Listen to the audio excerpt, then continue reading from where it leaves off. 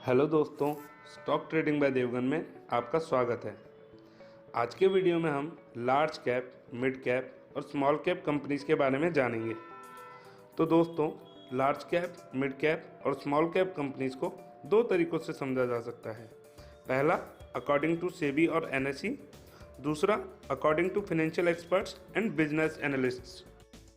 But दोस्तों, companies की categorisation से पहले हम मार्केट कैपिटल को समझेंगे।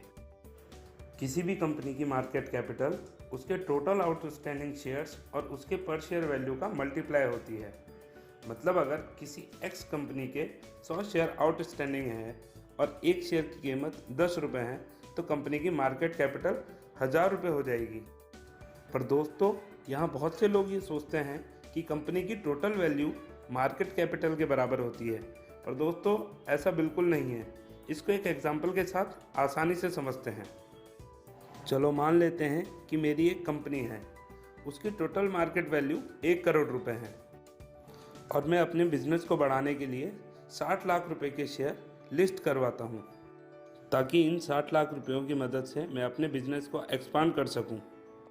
तो दोस्तों, मेरी कंपनी की मार्केट कैपिटल 60 लाख रुपए होगी क्योंकि बाकी के 40 लाख का ऑनर मैं खुद हूँ।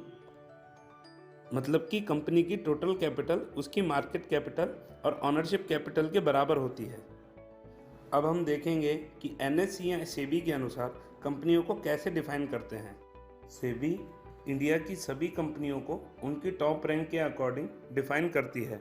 तो दोस्तों, सबसे पहले आती है लार्ज कैप कंपनीज। इंडिया की top most 100 companies large cap companies के अंडर आती हैं। दोस्तों, इसका बेस्ट एग्जांपल है रिलायंस इंडस्ट्रीज़। ये लार्ज कैप कंपनीज एक सिक्योर रिटर्न देती हैं क्योंकि ये काफ़ी टाइम से अपनी बिजनेस वर्किंग में एक्सपर्ट होती हैं।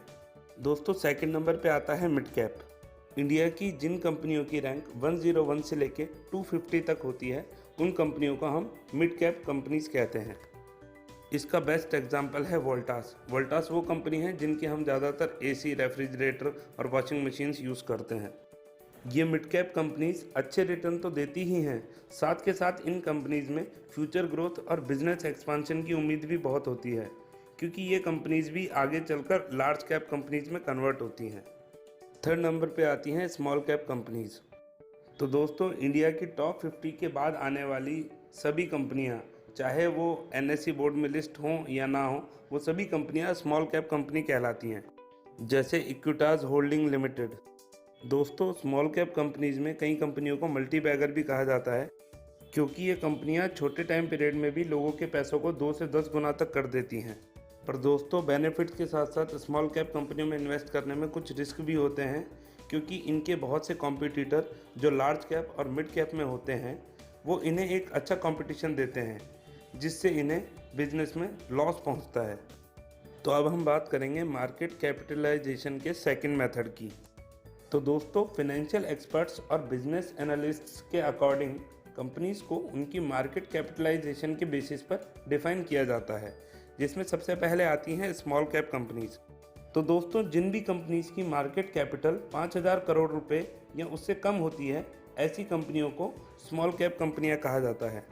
सेकंड नंबर पर आती है मिड कैप कंपनीज। जिन भी कंपनियों की मार्केट कैपिटल 5000 करोड़ रुपए से तो ज़्यादा होती है पर 20,000 करोड़ रुपए से कम होती है, ऐसी कंपनीज को मिड कैप कंपनीज कहते हैं। थर्ड नंबर पे आती है लार्ज कैप कंपनीज। 20,000 करोड़ या उससे ऊपर की मार्केट कैपिटलाइजेशन वाली कंपनी को लार्ज कैप कंपनीज कहते हैं। दोस्तों, मार्केट कैपिटल की फ्लक्चुएशन की वजह से कंपनियों की पोजीशन भी आपस में इंटरचेंज होती रहती है। सपोज कोई small cap company mid cap company बन सकती है और कोई large cap company mid cap और स्मॉल कैप कंपनी भी बन सकती है। सपोज कोई कंपनी जिसकी मार्केट कैपिटल 25,000 करोड़ रुपए हैं और वो अपने स्टॉक्स को बाय बैक कर ले या उसके स्टॉक प्राइस इतने ज़्यादा गिर जाएं कि मार्केट कैपिटल 18,000 करोड़ रुपए हो जाए, तो वो कंपनी लार्ज कैप कंपनी से मिड कैप कंपनी के क्राइटेरिया में आ जाती है। तो दोस्तों, यही दो तरीके होते हैं जो लार्ज कैप, मिड कैप और स्मॉल कैप कंपनीज के बीच में डिफरेंस बताते हैं। और दोस्तों, आगे आने वाली वीडियोस में हम देखेंगे कि हमें इन कंपनीज में इन्वेस्ट करने के लिए कौन से पैटर्न यूज़ करने चाहिए और इन कंपनीज में अगर हम इन्वेस्ट करते हैं तो उनके क्या क्या बेनिफिट्स और रिस्क होते हैं। तो दोस्तों वीडियो को एंड तक देखने के लिए धन्यवाद।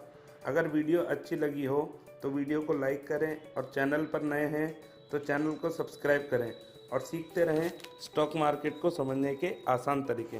धन्यवाद। आपका दिन शुभ रहे।